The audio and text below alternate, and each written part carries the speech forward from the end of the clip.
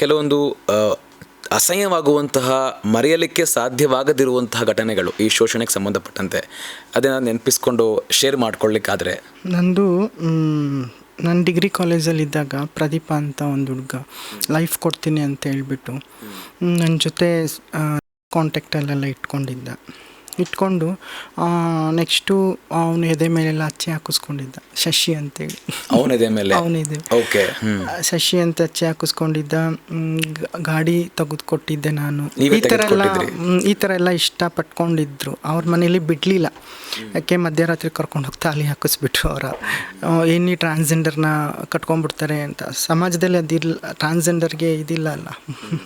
ಏನೇ ಇದ್ರೂ ಹುಡುಗಿ ಮದುವೆ ಆಗಬೇಕು, ಹುಡುಗಿನೇ ಮದುವೆ ಮಾಡ್ಕೋಬೇಕು. ಟ್ರಾನ್ಸ್ಜೆಂಡರ್ ಮದುವೆ ಆಗಿಬಿಡ್ತಾರೆ ಅಂದ್ಬಿಟ್ಟು ಅದು ಕಂಪ್ಲೇಂಟ್ ಮಾಡಿದೆ.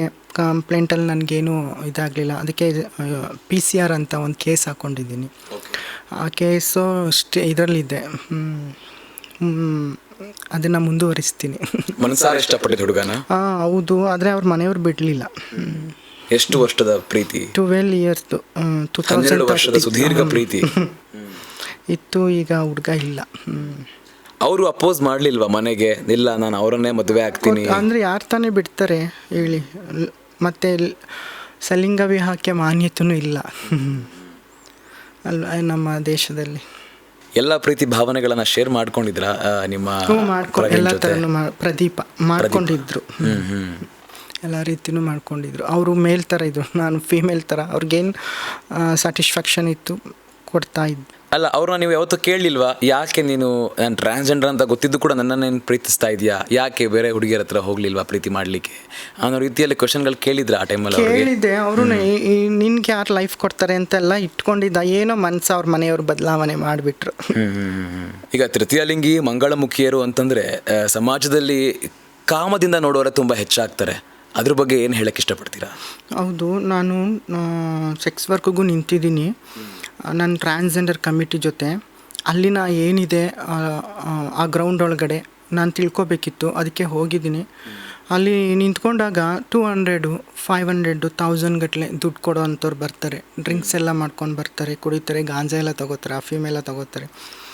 ಸೊ ಬಂದುಬಿಟ್ಟು ಅವ್ರದ್ದು ಓರಲ್ ಸೆಕ್ಸು ಮತ್ತು ಗುದಸ್ ಸೆಕ್ಸ್ನ ಯೂಸ್ ಮಾಡ್ಕೊಂಡು ಹೋಗ್ತಾರೆ. ಮಾಡ್ತಾರೆ. LGBT ಕಮಿಟಿಯಿಂದ, NGO ಇಂದ ಮತ್ತು ನೆಕ್ಸ್ಟು ಕ್ರೀಮ್ಸ್ ಏನೇನೋ ಬರುತ್ತಲ್ಲ, ಜೆಲ್, ಇದೆಲ್ಲ ಸಪ್ಲೈ ಆಗುತ್ತೆ ಟ್ರಾನ್ಸ್ಜೆಂಡರ್ಗಳಿಗೆ. ಸೊ ಹಾಗೆ ಮಾಡಬೇಕಾದ್ರೆ ಡ್ರಿಂಕ್ಸ್ ಮಾಡ್ತಾರಲ್ಲ, ಆ ಬಾಟ್ಲಲ್ಲೇ ಹೊಡೆದ್ಬಿಟ್ಟಿದ್ದಾರೆ ಪಾಪ ಟ್ರಾನ್ಸ್ಜೆಂಡರ್ಗಳಿಗೆ. ನೆಕ್ಸ್ಟು ಕಿತ್ತು ಬರೋಂಗೆ ಬ್ರೆಸ್ಟ್ ಆಪ್ರೇಷನ್ ಎಲ್ಲ ಮಾಡಿಸಿರ್ತಾರಲ್ವ, ಆ ಸರ್ಜರಿ ಮಾಡಿಸಿ ಅದಕ್ಕೆ ಹೊಡೆದು ಕಿತ್ತಾಕೋದು, ಈ ಥರ ಎಲ್ಲ ಮಾಡಿಬಿಟ್ಟಿದ್ದಾರೆ.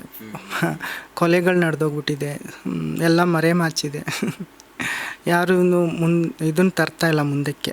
ಇಷ್ಟೆಲ್ಲ ತೃತೀಯ ಲಿಂಗಿಗಳ ಮೇಲೆ ದೌರ್ಜನ್ಯಗಳಾಗ್ತಿದ್ರು ಕೂಡ ಕೆಲವೊಂದು ಸುದ್ದಿಗಳನ್ನು ನಾವು ನೋಡ್ತೀವಿ.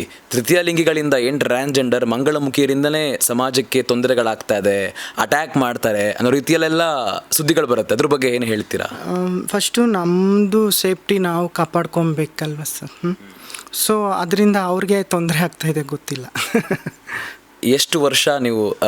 ನಾನು ವಿದ್ಯಾವರ್ಧಕ ಲಾ ಕಾಲೇಜಲ್ಲಿ LLB 3 ವರ್ಷ ಮುಗಿಸ್ಕೊತೀನಿ. ಅಲ್ಲಿನ ಪ್ರಕೃತಿ ಮೇಡಮ್ ಅಂತ ಇರ್ತಾರೆ.